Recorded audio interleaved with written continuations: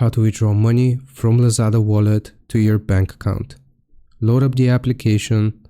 Once you have the app open, you want to click on Account found in the bottom right corner. From here, scroll down until you see Last Fin or Lazada Wallet and just click on PHP.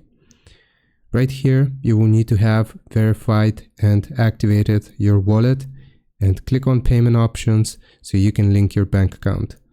Here, you can link Gcash, Maya, or your credit or debit card, which is connected to your bank account.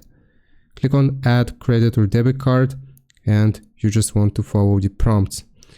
Once you link your credit or debit card, right here, instead of Activate, it's going to say Withdraw. You can click on it to withdraw it. The first transfer, or every week actually, you will get one free transfer. Afterwards, it's going to give you a little fee for the transfer, something like 5 to 10 pesos.